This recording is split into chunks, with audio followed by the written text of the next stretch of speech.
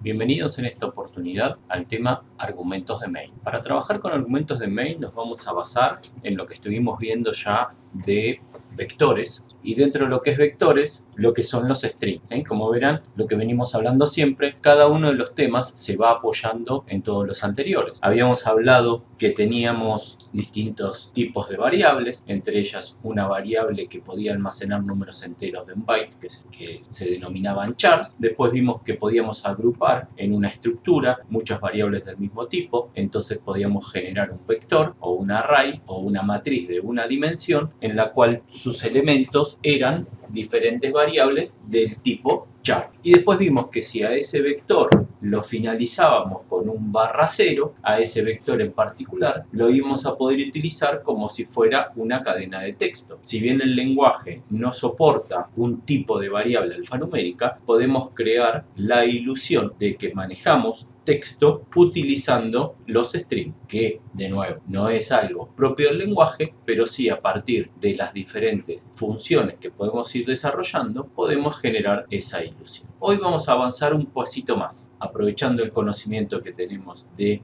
strings, vamos a hablar de otro tema que es el argumento de main. Supongamos en un principio que tenemos un ejercicio en el cual definimos 7 strings diferentes. En cada uno de esos strings almacenaremos el nombre de un día de la semana. Por ejemplo, tendremos el vector D1 en el cual almacenaremos la palabra domingo, el vector D2 en el cual almacenaremos la palabra lunes, el vector D3 en el cual almacenaremos la palabra martes y así sucesivamente hasta almacenar los 7 días de la semana. Recordemos también en lo que aprendimos de vectores que la asignación a los diferentes elementos del vector solo lo puedo hacer al momento de la declaración del vector. Una vez que el vector está declarado, ya si quiero asignarle valores a sus elementos lo tengo que hacer uno. Entonces en este caso estamos declarando 7 vectores diferentes que van desde D1 hasta D7 y que van a contener los días de la semana. Si esto yo lo represento de alguna forma en memoria, veamos por ejemplo que voy a tener en algún lugar D2, donde ya sabemos que el nombre del vector representa una posición de memoria, entonces a partir de la posición de memoria D2 vamos a encontrar por ejemplo lunes finalizado con el /0. A partir de la dirección de memoria D3 vamos a encontrar martes finalizado también con el /0. Y así sucesivamente tendremos en nuestro mapa de memoria los distintos vectores que almacenan los nombres de los días de la semana. Lo mismo que acabamos de representar recién en forma vertical, lo podríamos representar ahora en forma horizontal, donde digo, bueno, tengo D1, que es una dirección de memoria que apunta donde tengo almacenado domingo finalizado en el /0. D2 es una dirección de memoria donde tengo almacenado la palabra lunes finalizado en /0. Obviamente, por lo que ya conocemos de vector, por ejemplo, para martes, esto será D3, esto será D3 más 1, esto será D3 más 2, D3 más 3, D3 más 4, D3 más 5, D3 más 6. O sea que mis 7 posiciones van a ir desde D3 sub 0 hasta D3 sub 6. Y así para cada una, nuevamente, de las palabras que referencian a los días de la semana. Si yo hiciera entonces un printf de hoy es %s como D6, entonces me va a presentar hoy es viernes. Ahora vayamos un poquito más allá. Entonces yo tengo acá 7 direcciones de memoria diferentes. Cada una de estas direcciones de memoria diferentes yo podría almacenarla en otro tipo de datos que podría ser, por ejemplo, un puntero a char, una variable que me dice que almacena una dirección de memoria que apunta a un char. Por ejemplo, definimos una variable p que va a almacenar una dirección de memoria, por eso el asterisco, a char. En la inicialización, por una cuestión de prolijidad, le vamos a decir que es null. Ahora yo tranquilamente podría decir que p apunte a D7, o sea que P sea igual a D7. Por lo tanto, si yo ahora hago el día por %d de la semana por %s, me va a mostrar el día 7 de la semana es sábado. ¿Por qué? Porque por %d vale 7 y P está apuntando a D7. Demos otro paso más. Todas estas direcciones de memoria, entonces dijimos que yo las puedo guardar en una variable que es del tipo puntero a char. Por lo tanto, yo podría armar también un vector de punteros a char. ¿Y cuáles serían los elementos de ese vector de puntero a char? Y bueno, los elementos serían la dirección que apunta a la primera palabra, la dirección que apunta a la segunda palabra, la dirección que apunta a la tercera palabra, la dirección que apunta a la cuarta palabra y así sucesivamente. Si yo a ese vector de direcciones lo llamo P, los elementos serán P sub 0, P sub 1, P sub 2, P sub 3, P sub 4, P sub 5 y P sub 6. Tengo 7 elementos que van de 0 a 6. Entonces, lo que hice recién de imprimir un determinado día de la semana, lo podría ahora hacer de esta forma más fácil. El día por ciento de la semana es por ciento S, día más 1, P sub día. Entonces, si yo le pido el día 5 de la semana, es jueves. ¿Por qué? Porque día vale 4, entonces día más 1 es 5, el día 5 de la semana es P sub 4. Entonces, P sub 0, P sub 1, P sub 2, P sub 3, P sub 4, jueves. El día del 5 de la semana es jueves. Fíjense cómo ahora de alguna forma yo pude automatizar la selección del día de la semana que quiero. Entonces, definí 7 vectores diferentes donde cada uno de ellos almaceno un string que me representa el nombre de un día de la semana y los nombres de cada uno de esos vectores lo almacené en otro vector cuyo tipo de dato es un puntero a char. O sea que almacené en un vector donde cada elemento es una dirección de memoria que me apunta a un vector de chars. En algún sentido, esto sería una matriz de 2 dimensiones, porque tengo una dimensión a la cual me desplazo horizontalmente para cada una de las letras y otra dimensión en la cual me desplazo verticalmente, que es para elegir el día de la semana. No sería una matriz en el sentido estricto de la palabra, porque no todos los nombres tienen la misma longitud, o sea que no todas las filas en la dimensión horizontal tienen la misma longitud. Y ahora sí vamos a hablar entonces de los argumentos de main, o sea, teniendo en claro esto, donde yo puedo tener un string y puedo tener un vector en el cual almaceno posiciones de memoria que me apuntan a diferentes strings, puedo hacer una introducción a los argumentos de main. Los argumentos de main me van a servir para que de alguna forma el sistema operativo me pase información a mi programa. ¿Y cómo me la va a pasar? Bueno, nosotros hemos estado usando mucho el tema de los argumentos de main, tal vez sin ponerle nombre, tal vez sin identificarlo, pero cada vez que compilábamos un programa, usábamos a su vez otro programa llamado GCC, en el cual le pasábamos una serie de argumentos. Por ejemplo, le pasábamos el nombre del archivo fuente, le pasábamos el nombre del archivo destino, le pasábamos algunas condiciones de compilación, como era por ejemplo el menos WALL. Toda esa información que yo le pongo en la línea de comando junto al nombre del programa, mi programa lo va a recibir como si fuera un argumento en la función principal del programa. ¿Se acuerdan que nuestros programas hasta ahora siempre los iniciábamos con int main void? Bueno, ahora le vamos a decir que mi función principal main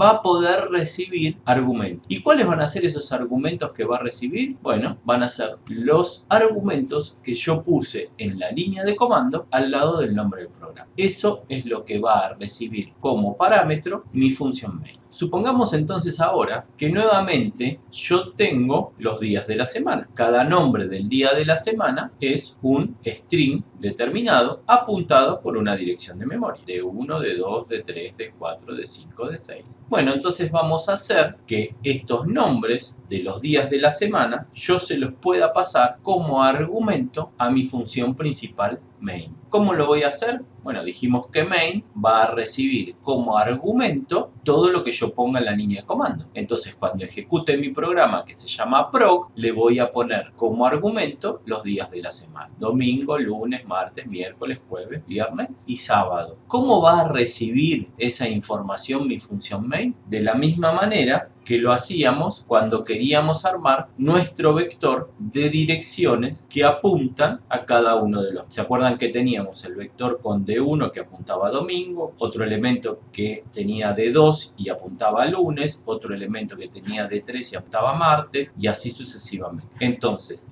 lo que me va a entregar el sistema operativo cuando ejecute mi programa, si yo le paso una serie de argumentos en la línea de comando, es un vector de direcciones a strings y un número entero que me va a decir cuántos strings tiene ese vector. Entonces, fíjense, nosotros ahora tenemos el argumento domingo, lunes, martes, miércoles, jueves, viernes y sábado, o sea que le estoy pasando 7 argumentos. Pero el sistema operativo no me va a pasar 7, me va a pasar los 7 que yo le estoy agregando más un octavo argumento que es el mismo nombre del programa. Fíjense, el programa se llama Proc, tengo domingo, lunes, martes, miércoles, jueves, viernes y sábado, entonces voy a tener que el primer elemento de este vector va a ser la dirección de memoria que me apunta al nombre del programa. El primer elemento de mi vector de strings de lo que recibo por la línea de comando va a ser una dirección de memoria que me apunta al string con el nombre. Y a partir del segundo elemento empiezo a recibir todos los otros argumentos que yo voy a tener en mi línea de. Por lo tanto, la cantidad de argumentos que yo voy a recibir es proc, domingo,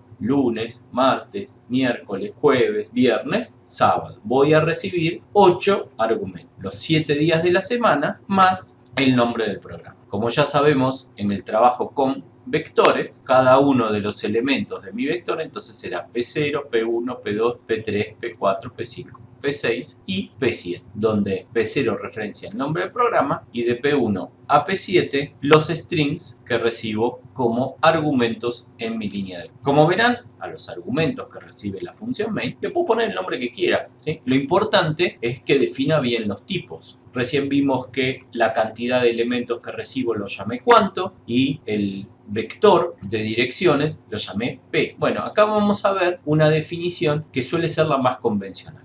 En la literatura en general van a encontrar que la función main recibe 2 argumentos. El primero se suele llamar argc porque es cantidad de argumentos y es un entero. Y el segundo se suele llamar argv, o sea, vector de argumentos, que suele ser un char asterisco. Entonces, argv va a ser un vector, por eso tengo los corchetes acá, de direcciones que apuntan a char. Como dijimos recién, argc entonces me va a indicar la cantidad de argumentos que va a recibir mi programa, incluyendo el nombre del programa. Por lo tanto, el valor más chico que puede recibir en argc es 1, porque si yo pongo mi programa sin agregarle ningún argumento, entonces vale 1, porque es solo el nombre del programa. Todos los programas que estuvimos haciendo hasta ahora recibían, si bien yo no los tomaba, no lo analizaba, pero si lo analizara, recibían argc en 1, porque era solo el nombre del programa. El segundo argumento, entonces decimos que es argv y es un vector que contiene las direcciones de las cadenas correspondientes a cada uno de los argumentos. Y argv0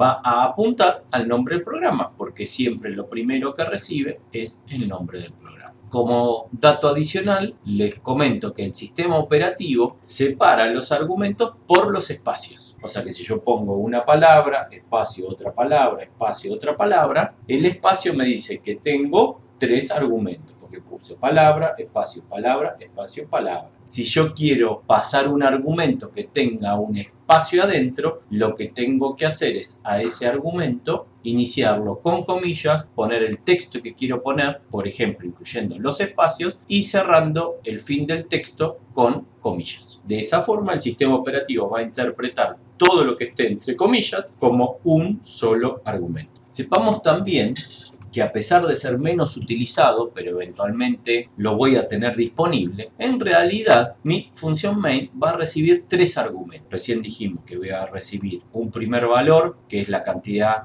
de argumentos que tengo en la línea de comando, un segundo argumento que va a ser un vector de direcciones a los diferentes strings de lo que tengo en la línea de comando, y eventualmente podré tener un tercer vector que me va a apuntar a diferentes strings que me informan el estado de las variables de entorno de ese programa. ¿Qué son las variables de entorno? Y bueno, el sistema operativo, por ejemplo, almacena en una variable el idioma que tiene configurado. Entonces, cuando yo ejecuto mi programa, puedo saber el lenguaje que tiene configurado. Si se fijan, o si alguna vez lo notaron, pueden hacer una prueba.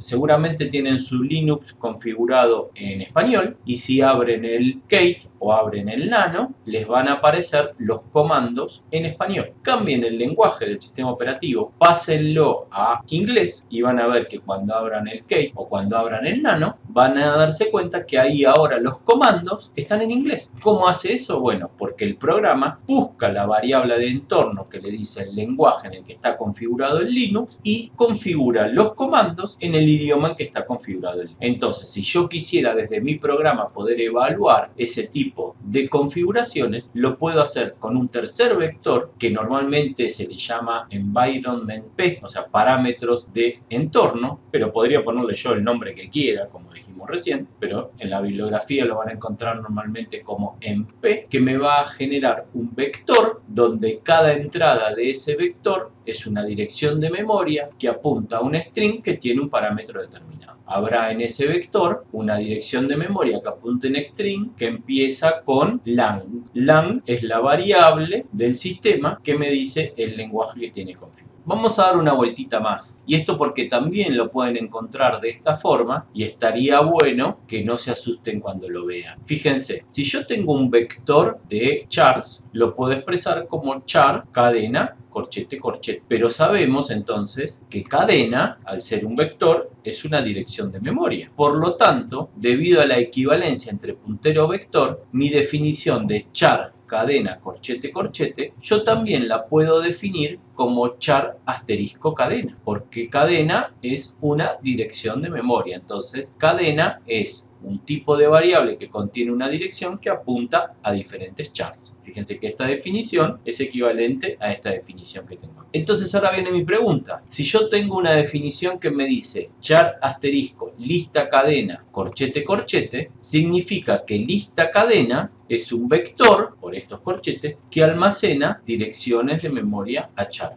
O dicho de otra forma, lista cadena es una variable que almacena una dirección de memoria, que es este primer asterisco que tengo acá, que apunta esa dirección de memoria a una lista de direcciones de memoria, porque ese es el segundo puntero que tengo acá, una lista de direcciones de memoria que almacena char. Entonces, de nuevo, decir char asterisco lista cadena corchete corchete es lo mismo que decir char asterisco asterisco lista cadena. Por lo tanto, entonces, el prototipo ahora de mi función main puedo definir como int main, int argc, char asterisco asterisco argb. Las dos formas son equivalentes. Seguramente les va a resultar más cómodo usar la nomenclatura de los corchetes, pero podrían trabajar de cualquiera de las dos maneras. Gracias a la dualidad de que manejar un vector o manejar un puntero lo puedo hacer de la misma manera. En resumen, ¿a qué llegamos? A que yo ahora voy a tener una función llamada main que va a recibir argumentos si yo quisiera. No solamente va a ser una función que recibe void como la estuvimos manejando hasta ahora, sino que es una función que va a poder recibir argumentos. ¿Y quién me va a pasar esos argumentos? El sistema operativo. ¿Y cómo me va a pasar esos argumentos el sistema operativo? Bueno, diciéndome la cantidad de argumentos que recibí y pasándome un vector donde va a almacenar las direcciones de memoria que apuntan a cada uno de los argumentos recibidos en la línea. Hasta aquí entonces nuestro video de hoy respecto de argumentos de main.